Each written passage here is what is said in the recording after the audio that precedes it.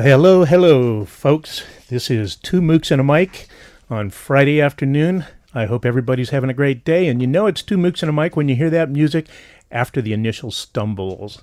All these buttons and levers and lights on this control board must be very confusing to us mooks. Well, greetings, listeners. Thank you for joining us. We have a special guest today. It's Yusuf Beg, the reporter for the Argus Courier. We're looking forward to having a really good conversation with Yusuf about local things and things beyond. As usual, if you're a regular listener, you know we run through a little analysis of the things that have gone on in the past week. And once again, it's been another week of many things to talk about, many developments. And I just want to say welcome, Yusuf. Thanks for joining us here on Two Mooks. Thanks for having me. And actually, we are down to one Mook. This is the last week. Jim Thomas, our co-host, is still gone, and he should be back with us next week. And, of course, this speaking to you right now is Matt McGuire, and I'm glad you guys are listening. Can I ask you, what exactly is a Mook? Yes, actually, let me turn on. We've got you on. Say that again. What exactly is a Mook? Thanks. We had the wrong mic for you there. A Mook is kind of like a knucklehead. Okay. You know, a lunk. I got it. Yeah, it's just, this program started out as Two Mix and a Mic because John Crowley, native Dubliner, was my partner originally. And, of course, I have Irish heritage as well, so we were the Two Mix with a Mic. John went on to greener pastures, and then when Jim stepped in, well, he's not Irish, so we had to come up with something close. You guys are big on the abbreviations and alliterations. That's good. Yeah, thanks. So let's see. In this week, I just say one of the things I find most interesting is the disclosure that Donald Trump really is one of the best, one of the very, very best at losing money. The guy lost almost $1.2 billion in his, self-touted famed businesses. Incredible. Yeah, between 1985 and 1994. That's 10 years. So, he's the best loser, the best liar we have. Certainly the best liar we've had in the White House in centuries.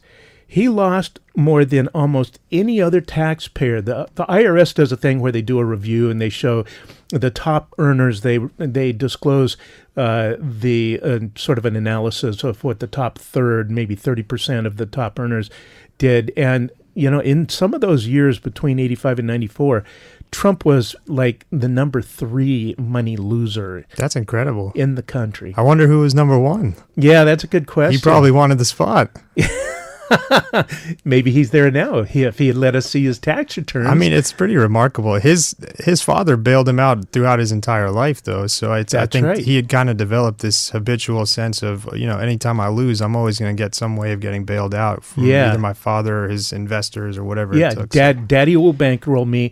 And the money I'm losing is actually money that was lost mostly by investors and banks, right? Yeah. And many of those properties, so he had hotels and casinos and, of course, a football team, and then he bought a weird little airline that was a complete money loser, and most of those properties had to be handed over to the creditors to settle the debts.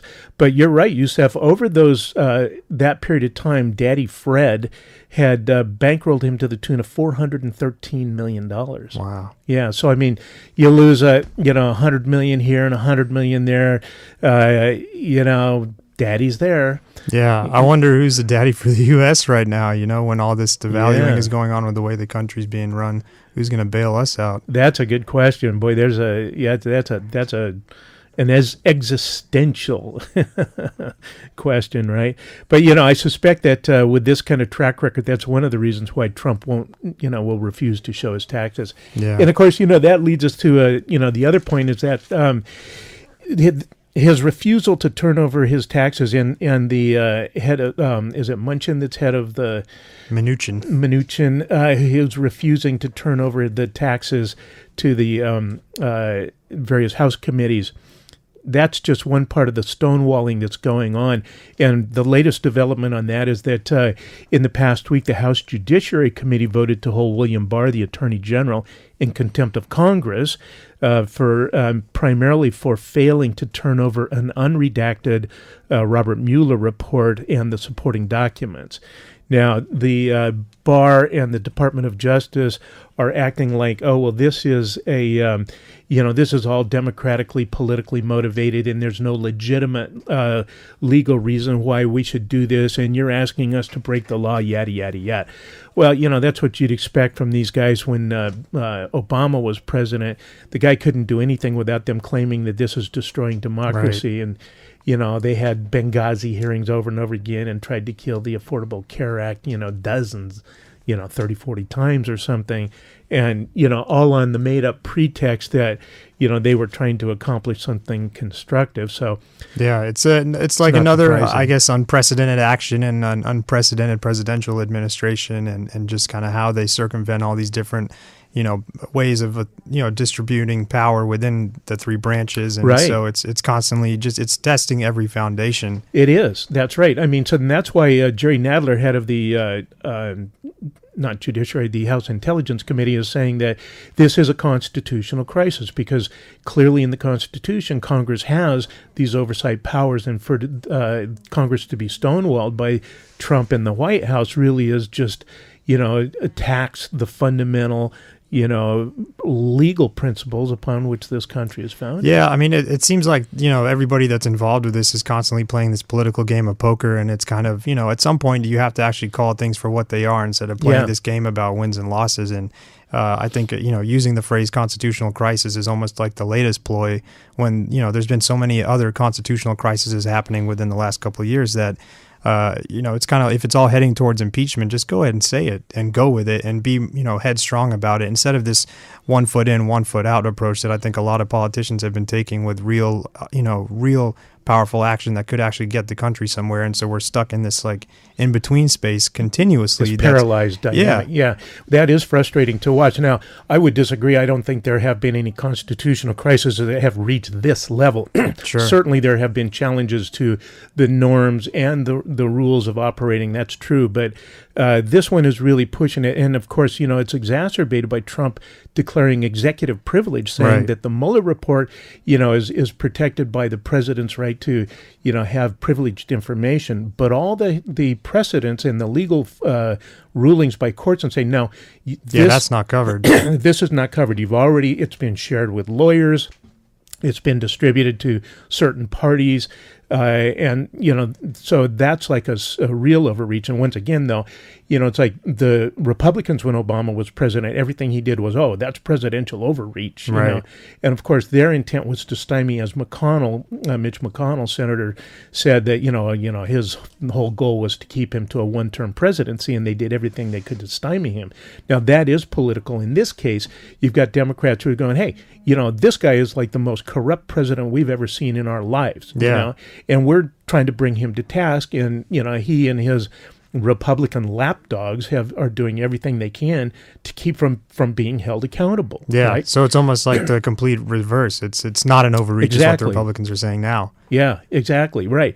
And so it's going to be interesting to see what happens here, because the country, here's what the crisis is. The crisis is that if Trump and his administration do not comply, and Trump is also saying he's calling executive privilege on preventing former White House counsel Don McGahn from testifying, and he's saying Robert Mueller cannot testify. Excuse me. That what the Congress's recourse is to go to court. Yeah. And, courts in many cases have withstood some of the worst onslaughts of the Trump administration. But the last time this happened was when Obama's Attorney General Holder was held in contempt by Congress, the Republican Congress, because the Fast and Furious program that was letting guns go into Mexico to see if they could track them to find out how they were getting there and then, arrest people who are smuggling guns. He was held in contempt, but it took 4 years for a court to rule on that. Yeah, so the courts would Trump might be out of office by the time this gets resolved. Exactly. And the other thing is that the congressional sessions are 2 years long, and so a subpoena only is good for that session of Congress. So, they could run out the subpoenas, excuse me, and then force the Democratic Congress to go through the hoops again. Now, I would think they could do that more quickly, but ultimately... Congress can sue to enforce the subpoena, but that timeline is pretty scary because then that says, anybody that wants to just play dirty and, the next president, maybe Trump gets reelected or steals the next election.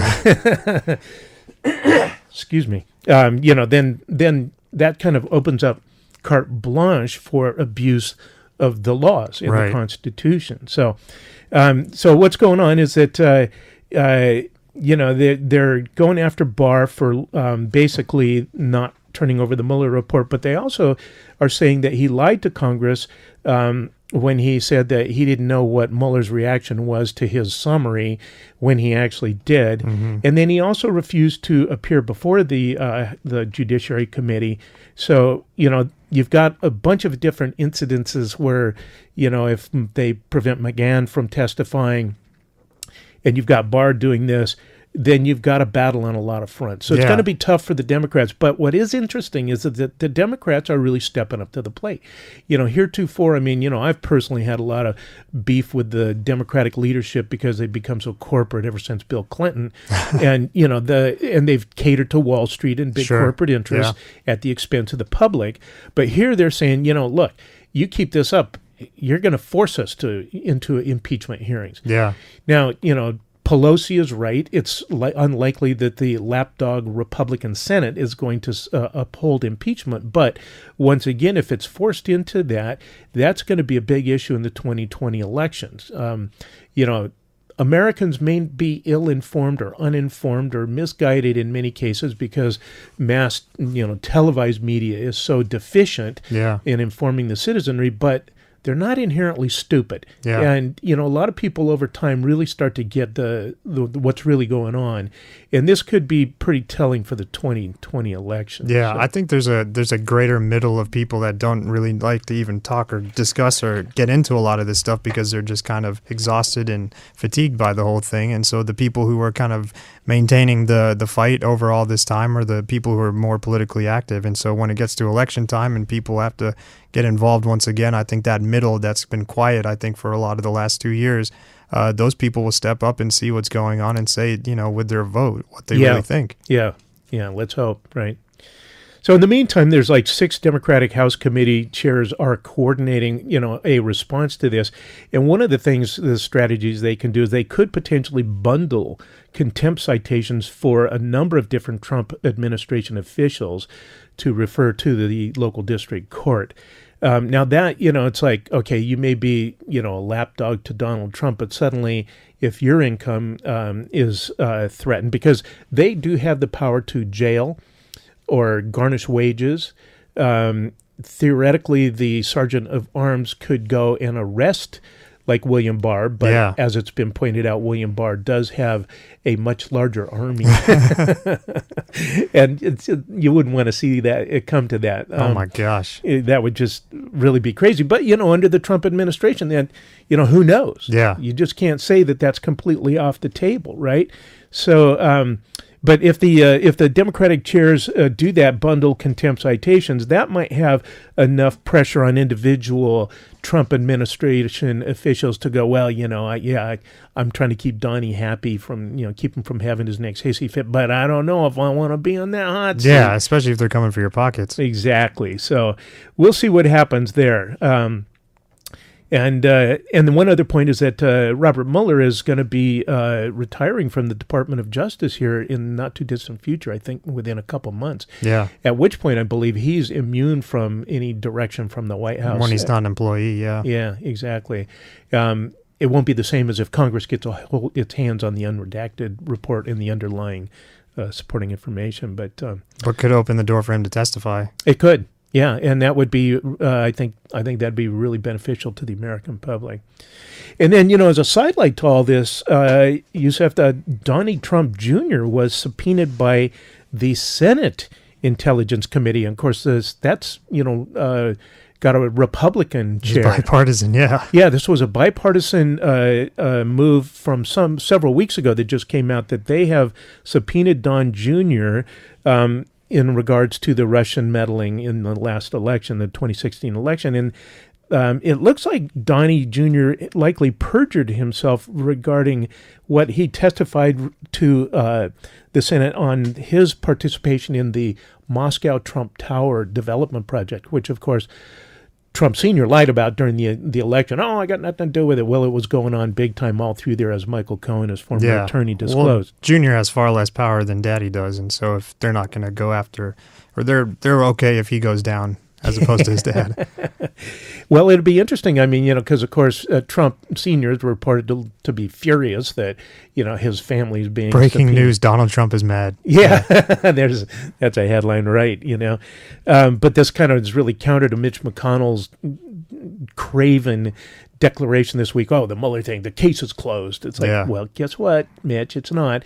And of course, now you've seen Republicans, furious with each other, other Republicans. So good. Have at it, fellas. Yeah. I mean, maybe it's a, harbinger for things to come, that this is the first domino, and maybe Republicans one by one will start regrowing their spines. That would be a remarkable and beautiful thing to behold. Yeah.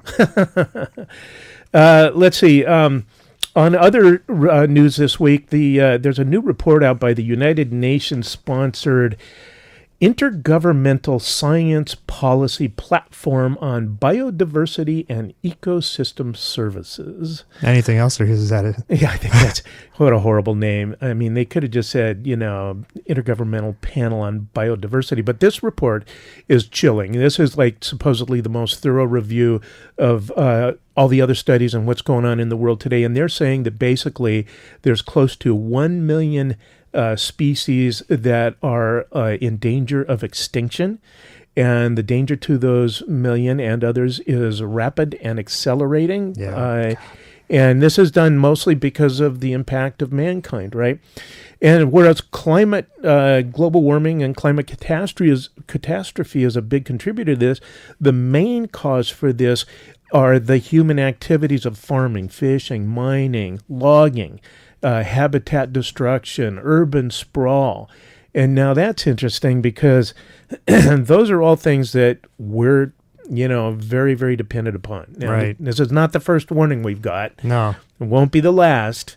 But scientists estimate that there are only really about 8 million species in the world today, and 1 million of those are in serious jeopardy. So it's crazy. Until we're one of those million in jeopardy, I don't know what it's going to take for us to actually act to kind of curb what we've been doing. Yeah, exactly. I mean, we're like junkies, it's like more. And, we love our comfortable lifestyles, and everybody else in the world that doesn't have that wants that. Yeah. And of course they say that, poverty is at a historical low, even though population at 7.5 billion people is at a historical high, right? But the demands on the earth are killing it. It's crushing it. And, and capitalism is a big part of the culprit here, because capitalism is the dominant organizing, principle upon, what people interact with each other and the environment by.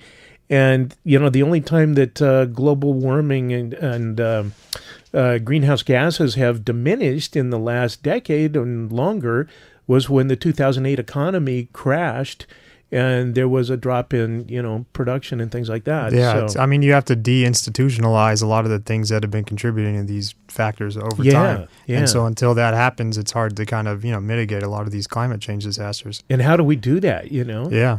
So how do you deinstitutionalize factory fishing, right? Yeah. Really, sustainability is the key word, and, we have to make a shift there. And, yeah, I hate that it's always, it takes something tragic or catastrophic to kind of shake things into changing. Yeah. And unfortunately, like I said, it's like, unless we become one of those 1 million, I don't know what it's going to take. Exactly. Yeah. So, Well, can we change in time? That's the question of our lives, right? Right. And then a couple quick things before we get into the details with you, Yusuf, about your job. Facebook co-founder Chris Hughes calls for the breakup of Facebook, and he says it needs much more government regulation and oversight. He did this in a recent New York Times op-ed. He said that Facebook needs to spin off Instagram and WhatsApp. Of course, Facebook is not pleased. Shocking, right? Surprise. A couple quick things. Attorney generals from 33 states are urging Congress to okay a proposal to let the marijuana industry bank legally. That's crucial. Yeah, it's an $8.3 billion industry now, but, has potential to grow a lot from there. What other legal industry can't use a federally central bank, Well, some would argue that federally it's still illegal. Right. So, but, it's coming. We're going to see the change. Yeah. We're going to see where the federal laws on that change in our lifetimes. And then Denver has decriminalized psilocybin, the active ingredient in magic mushrooms. That's incredible. Yeah, and basically it's not saying you can go out and buy your shrooms now, but it is saying that it puts it at the lowest enforcement priority for the Denver police. And it can be studied. And they're pointing out that studies, recent and older studies, are showing that there's tremendous benefit for people with end-of-life cancer, severe depression, all kinds of different ailments that it can treat, and really, good for you guys in Denver. That's we're proud of you. And one more good thing: 3 Mile Island's last nuclear power plant is going to shut down 40 years after the catastrophe there on 3 Mile Island, where there was a huge meltdown and escape of radiation. So with that, let's talk about you, Yusuf. Sure. So you're the Argus's chief reporter. Yeah. And you've been there how long now? It was 1 year a couple weeks ago. Well, happy anniversary. And you Thank just you. won, I think, 2 different awards for your work. Yeah. And what was that for? Well, it was actually, I think it was 5, because I had a few from Napa for the first 4 months I was there last year. So great. Congratulations. Yeah, thank you. A couple of them were in sports, which is what I was covering before I came to the Argus and started doing news. But it was cool. I mean, it's the first individual recognition I've gotten for reporting on the news side. And so that's like a personal milestone for me. Excellent. Yeah. And you did sports reporting for how long? So for most of my career before that, so that'd be 3 years in college and about 3.5 years after, for like 6-7 years. Oh, yeah. So that was where my foundation for my career was rooted in, was sports. Because when I was in college, I was a big sports fan. I went to the University of Georgia. That's football country down there, and so sports are really king. And so, but I wanted to switch into news, and I was. After getting a job in Napa and kind of dabbling in news slowly more and more over time, I was able to kind of facilitate a job, almost here in Petaluma, where I could make that leap. And I had some editor, Matt Brown at the Argus, and our former publisher, John Burns, who were, willing to take a leap on that. And so far it's been working out. Good. Well, I want to compliment you on your skill and ability as a cogent reporter. I know that I spent a little time at weekly newspapers as a reporter, and I know it can be a challenge to really communicate effectively, and I think you do that quite well, Yusuf. Thank you. And even recently, as yesterday's paper, I noticed that you were talking about the Myers-Gerlone, or is it Merlone Geyer? Merlone Geyer, yeah. Deer Creek development project, where Friedman Brothers is now proposing a housing project next door.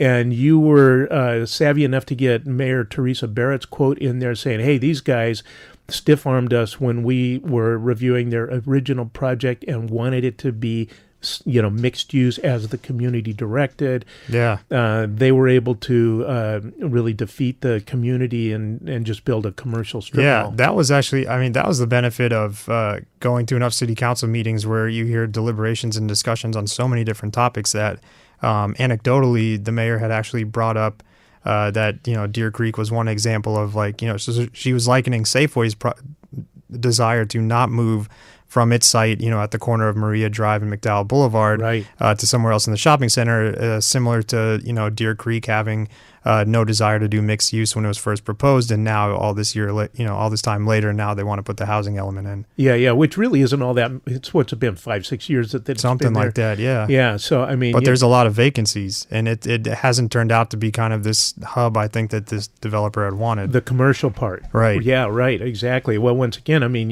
so they missed the opportunity for true synergistic mixed use, because as we were talking before the show, it's one thing to have a big, clump of housing next to a big clump of commercial, but it's another thing to have commercial with maybe office above when it's integrated together and housing above that. Yeah, exactly. And where you could, and of course now what are they going to do? They've got a big parcel that opens up to the freeway, and who's going to want to live right on the freeway, right? Yeah. So they could have had commercial and retail along the freeway there to block, housing further away. So yeah, well, I think to your point, just about like kind of the reporting style that I use, I try and be as explanatory as possible, because I think a lot of times for me when I'm reporting, especially this being my first year just doing news, every single day, is that I'm encountering a lot of things for the first time. I'm doing a lot of Googling. I'm eating a lot of breadcrumbs from reporters before me to find out the history and stuff like that. Yeah. And as a result, it's almost like I am reintroducing these topics for the first time, not just to myself, but to a lot of readers. And I think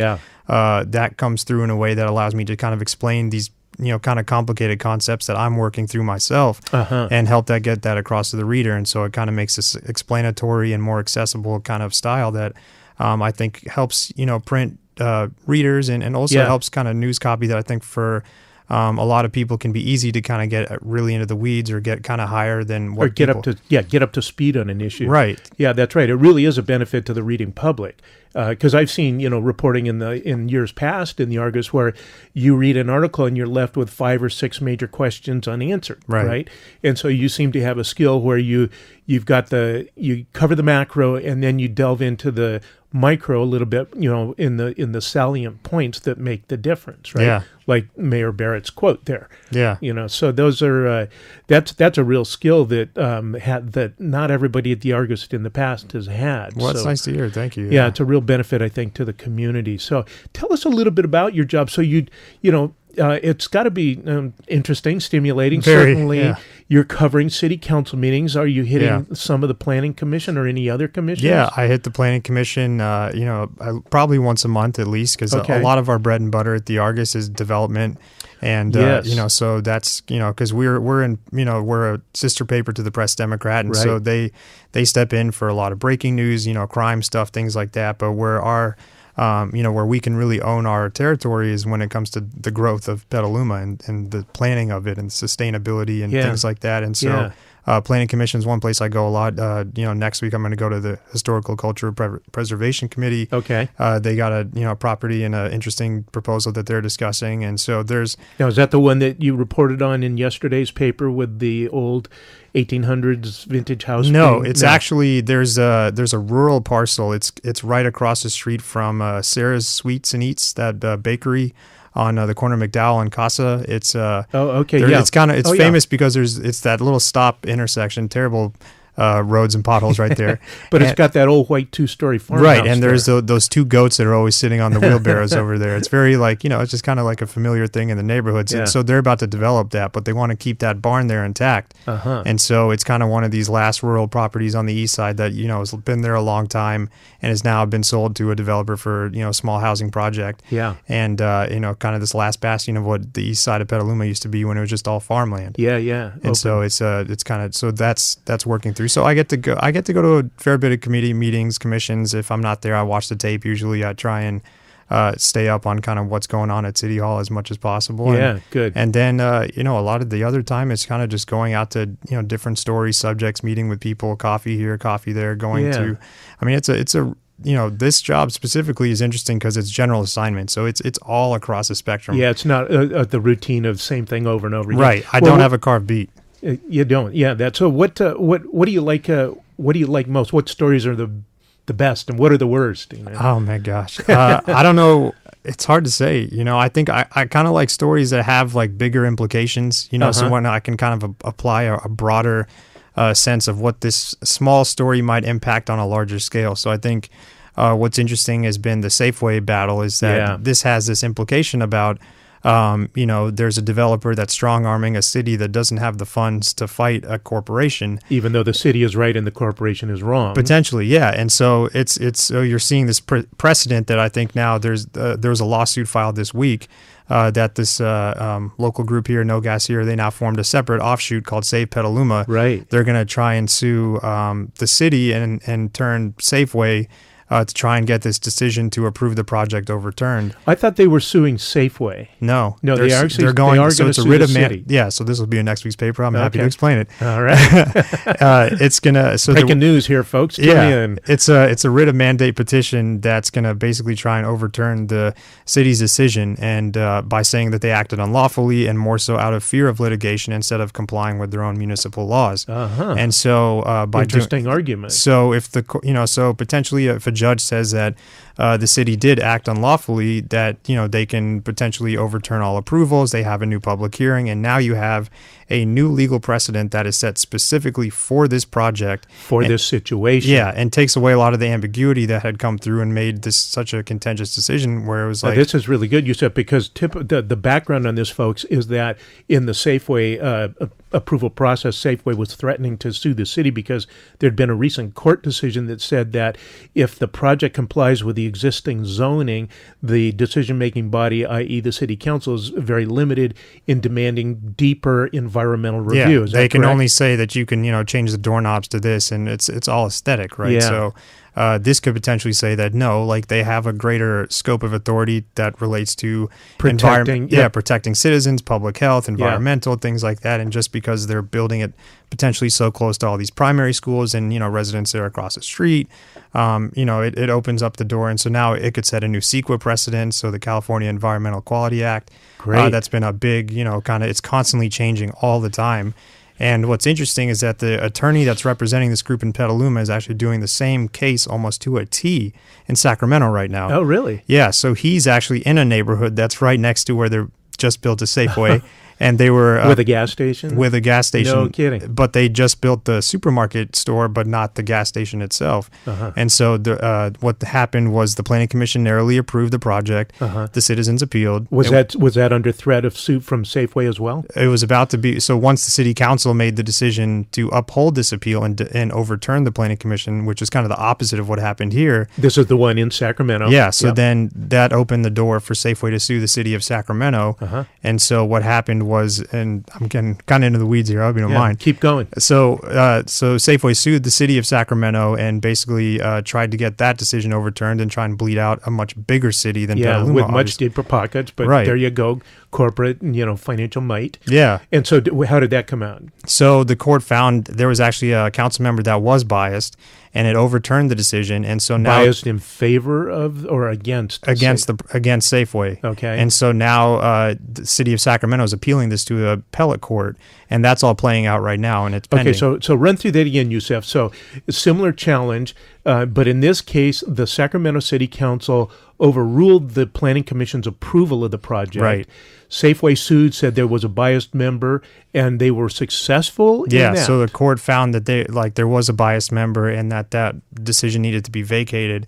Because of the bias. Right. And when did that come down? I don't know exactly when. Fairly recently. Yeah. Subsequent to the city of Petaluma making so that could have been a potential precedent used here in Petaluma. But against the city council trying to overturn the Planning Commission here. Safeway kind of got this playbook where it's like suddenly if you can allege bias, you can get any kind of judge to agree with you. And that's why they did such an intense Public Records Act request through the city to try and find all these instances of bias to basically just make the entire council ineligible. Yeah, which is crazy because, of course, expressing an opinion doesn't mean you're biased. Right. That doesn't mean you are set in that position. You potentially can change your mind. Yeah. I don't know. I'm sorry to hear that a court ruled in favor of Safeway against a person, claiming the person was biased. Yeah. That just seems like you actually have a First Amendment right to be biased if you want. It's when you prejudice a project that you have, that there would be argument against your position. But Sacramento's appealing that, and so they have the pockets enough to kind of take on this battle, whereas Petaluma doesn't. And so I think what the the lawsuit is alleging is that Petaluma, basically knowing that they didn't have the money to take on Safeway themselves, were just kind of expecting the citizens group to kind of step in and take them on in turn. So I think, so, the city's kind of let this process play out. They're going to take, the loss if they can, because I think it'd work in their favor. At least they think it will. And then it'll kind of, become this battle between this neighborhood group and Safeway, and the city's just kind of in between waiting for a decision. That's interesting, because I thought the neighborhood group was taking the battle straight to Sacramento, and then, to Safeway. So this is going to be really interesting to track this one, Yusef. Yeah. And then was there not a there was a court decision some time ago that ruled that if the project is consistent with the existing zoning, that it limits the further environmental review. Was that court decision not being appealed to the state Supreme Court? No, that wasn't. No. So it's the appeal of this bias court decision in Sacramento. Yeah. Yeah. Okay. So so there's a lot of moving parts kind of circling ahead. But if a judge rules in favor of the citizens group, it could set a whole new path for this project here in Petaluma, and it would give them, the kind of clarity that they've been searching for. Yeah, interesting. Yeah. Well, I personally wish the citizens group well. And I put my money where my mouth is. Yeah. So that's going very off tangent into that subject. That's kind of I like the kind of stories like that you can kind of look at a small thing that's happening somewhere and kind of broaden it to these bigger picture topics. Yeah, things like that do have much greater implications. So, folks, this is just Yusef, it's really great to have you explain that. I think, to our listeners, I think they can really understand and appreciate that you are really bringing a lot to this job at the Argus. When you have that history, you delve into it and you get that understanding, then you can really, inform readers as to what is really going on. Yeah, I think this is the value of print journalists and newspapers and communities that can, kind of get really intimate with specific subjects and stories that I think regional news organizations, TV news, bigger, that's the stuff that gets missed out, those details that really make a difference in the telling of the story. And so I think that's why you've noticed, in communities like Petaluma in greater Sonoma County, where people really rely on print media to get a lot of their information, that we're able to thrive, and not just thrive, but be successful. Like we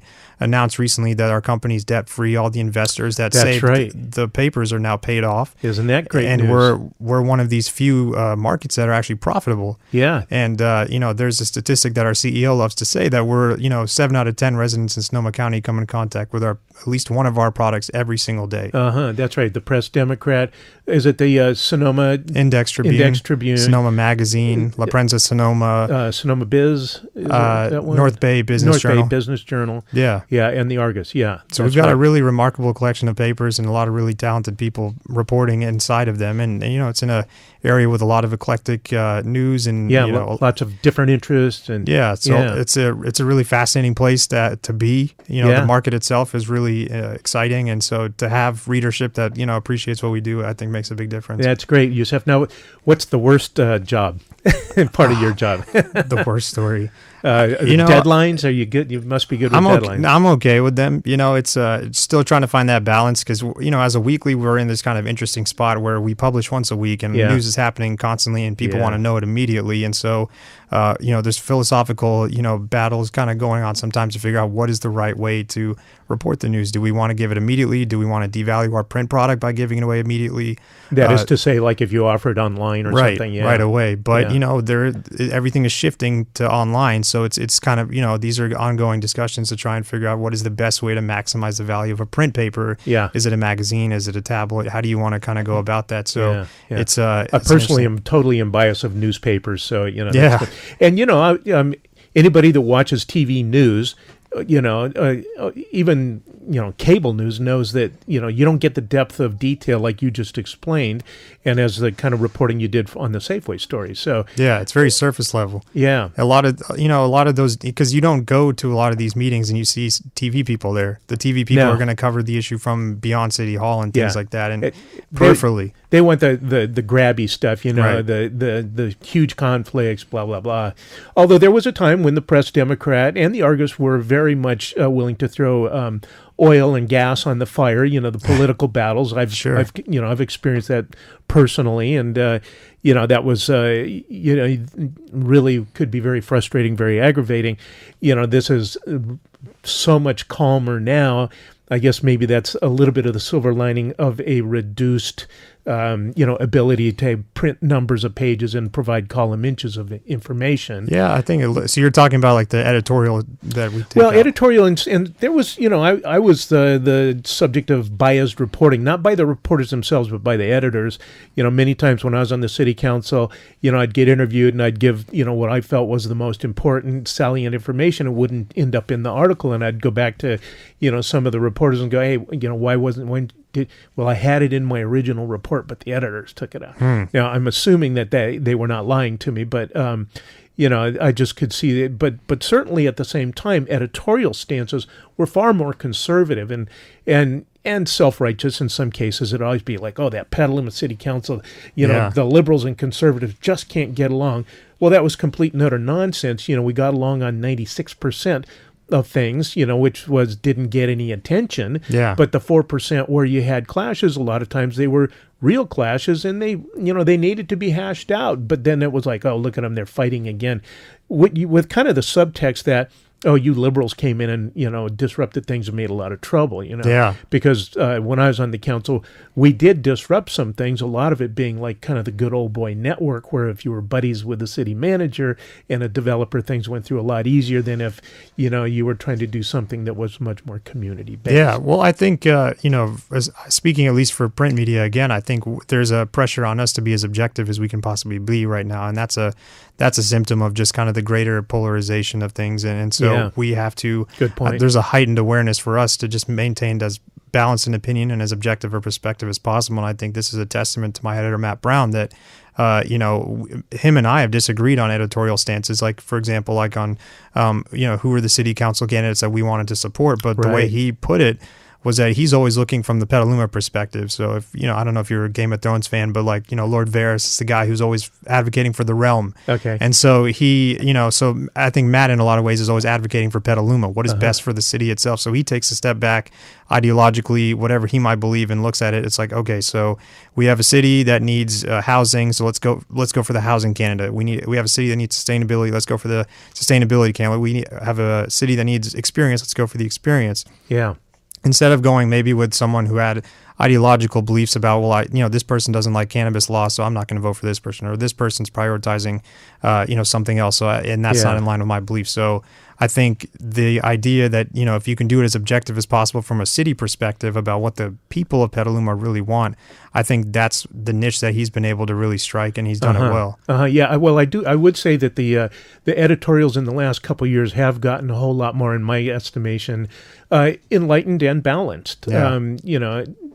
He's a very enlightened and balanced guy. Good. I don't think I've met him, but certainly the product that you guys are putting out, I think, is superior to what I've seen to most years in the past. That's really nice. Yeah, no, I appreciate that. Yeah.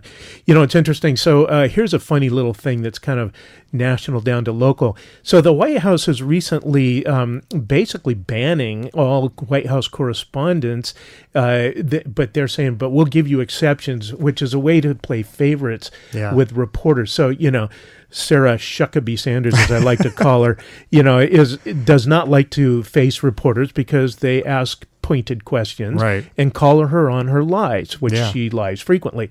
But so they basically eliminated daily briefings some time ago. Which is insane. Insane. This is the White House, the most powerful office in the most powerful country in the world, and these guys are hiding behind, the desk or something. And now they're saying that, as a White House correspondent, you have had to be at the White House as a reporter in 90 of the last 180 days. Otherwise, you are now no longer, quote unquote, eligible to be allowed to report at the White House.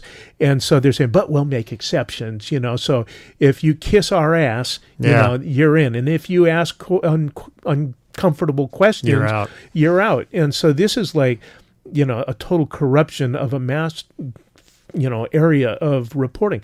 What if you saw something like that happening here? It's crazy, right? Well, crazy, I think, right? What would you do? Well, the White House is kind of putting in these barriers to accountability that I think make it so blatantly obvious, how they're trying to kind of disrupt the way that we receive information and we communicate. And I think there's something to be said about having this chaotic discourse between people where they can't really find consensus on what's true, what isn't. And I think that's beneficial to an administration like Donald Trump's that kind of thrives off that sort of chaos. And it's beneficial to those who are up to no good. Yeah. So I think, when you're kind of resisting who can get in, you're blocking out, I guess, people who aren't there daily. And so that could be, specific like niche advocacy, people or reporters that come for specific issues, and they or reporters like from Fox that do nothing but fluff Trump up and try to make him look good regardless of the facts of the matter. So I think what you're seeing, at least in terms of like the battle between official leaders and the press, is this accountability that's trying to be taken away, and this level of authoritative journalism that is essential to this country. Yeah. And there's a reason that's the First Amendment. There's a reason that the founding fathers were like made that number one. Yeah, it's not. Exactly. It wasn't by accident, and it wasn't because they did a straw poll and was like, let's do this one number one. Yeah. They recognized that the only way to keep government leaders in check is to have a free flow of information from the public from provided by the journalists around covering these subjects as the tool. And so we do have that here. And but it just boggles the mind to think that what if somebody tried to pull that crap here at the city council? Well, I mean, it's not easy a lot of times. And I have this like kind of term that I've sort of coined. It's like we journalists, or at least I felt like, we're invited everywhere, but we're welcome at very few. And so it's kind of this concept that like, people, they don't mind talking to us. They know they have to talk to us, but a lot of people often want the exposure. Yeah. But then there's a lot of times, especially with city government, and I encounter this with some officials here, is that they're just not open to talking as regularly as I think it would be, and so my requests, when I usually make them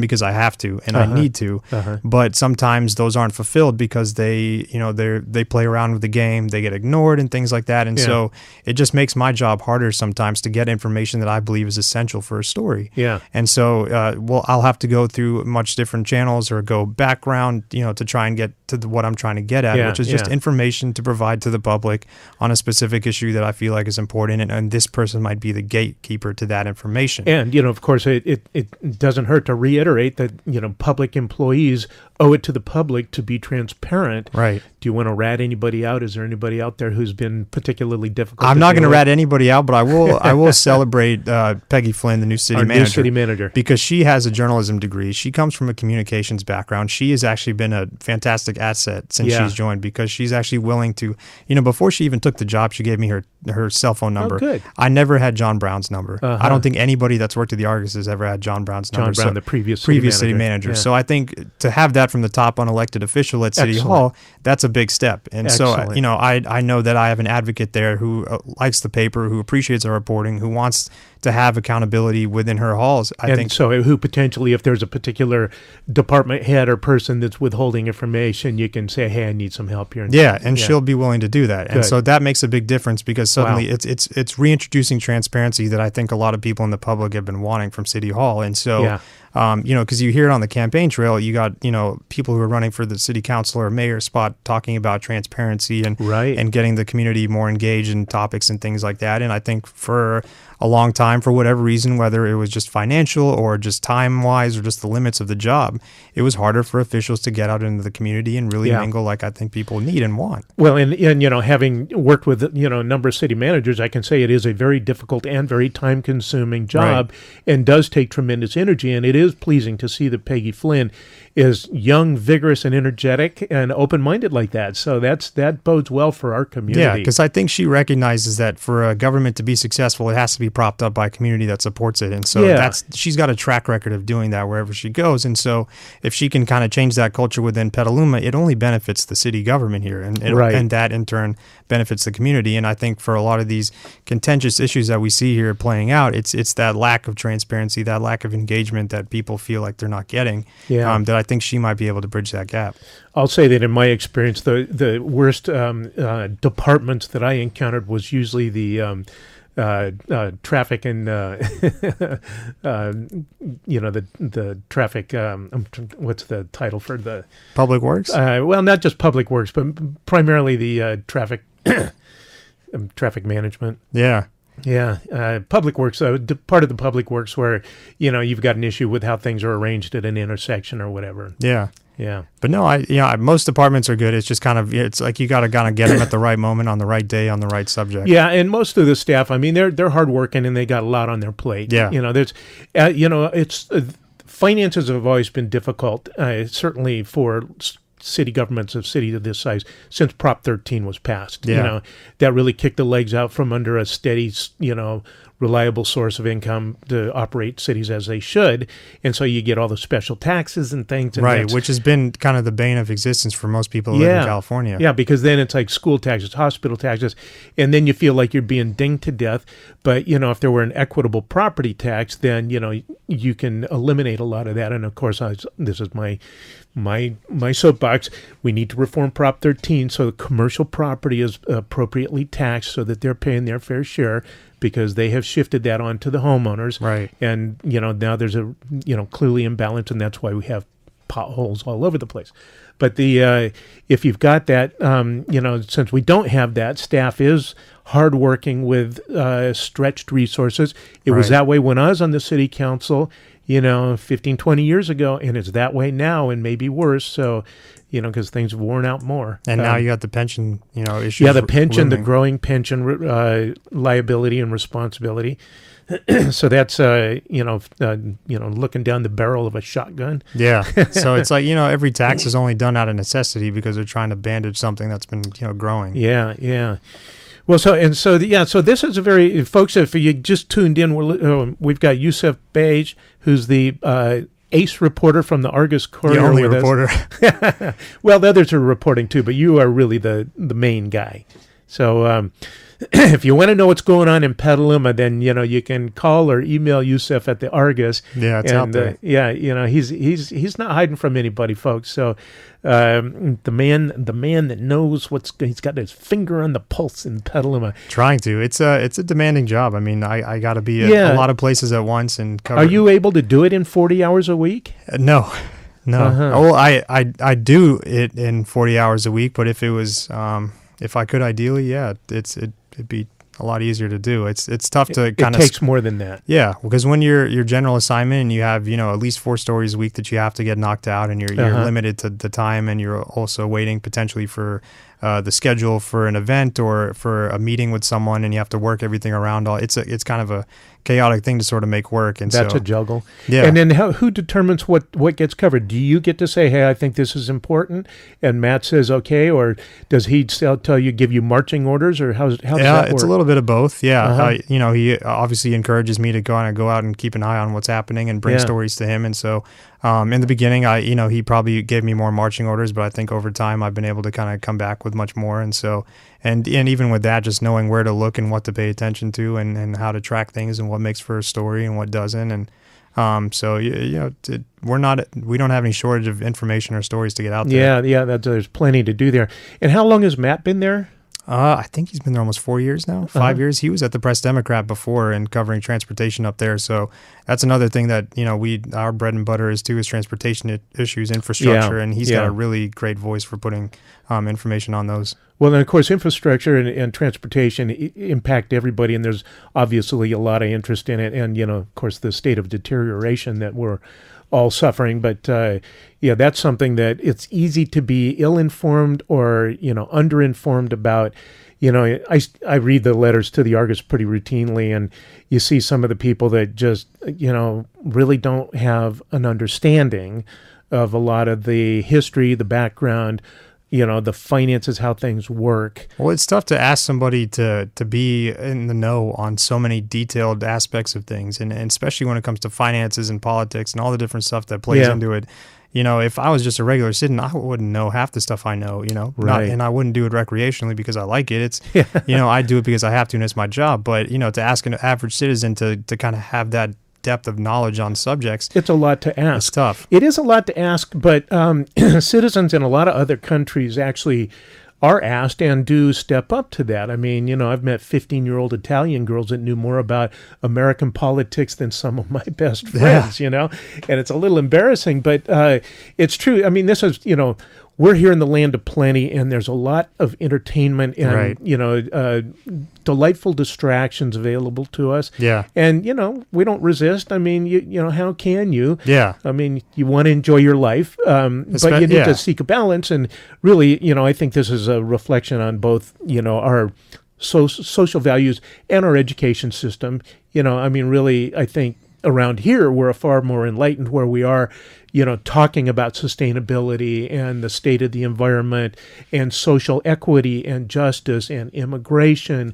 And there's really, I'm so pleased to live in this community because we do have people who are really, want to know about this stuff and do educate themselves about these things. Yeah, it's amazing. And I think to create that thirst for knowledge and information that you need to kind of cultivate at a young age is crucial. And if you make school kind of this labor process where, you're being tested and examined out of, really enjoying the process of learning, it makes it hard to kind of keep that with you for your entire life. So that's a good point. So I think when people get to, a place later in life and they're not as educated on certain subjects, it's because that foundation wasn't built by educators. And then you can, say that's a product and family or society, who you're surrounded with. It's true. I mean, I think everybody's imbued with a, curiosity, but is that curiosity, stuffed down and suffocated, or is it, cultivated and taught how to use critical thinking to find out and satisfy that curiosity? Yeah, and it's tough. I mean, when people have to work, 8+ hours a day and 40+ hours a week, and that's a product, again, of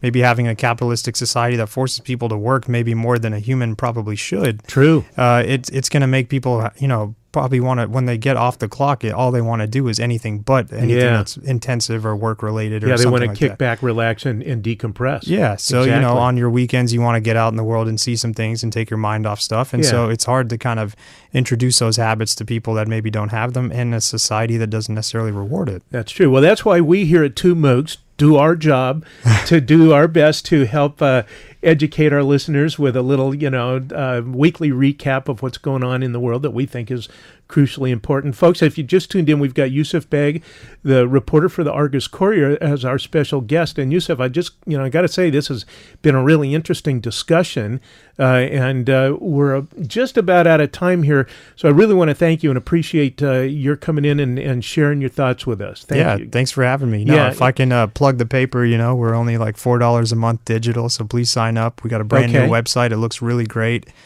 We print every Thursday, so make sure to pick it up. What's a print subscription? That's a question I don't know. Okay, that's probably a product of being too young to care about print. We have a young man here in the studio. It's true. But $4 a month to be digital. Informed for digital is really a good value, folks. And you support your local papers and the people who make them happen. Exactly. Yusuf, thank you very much, buddy. We'll look forward to having you back again sometime. All right. Thanks, Matt. Take care.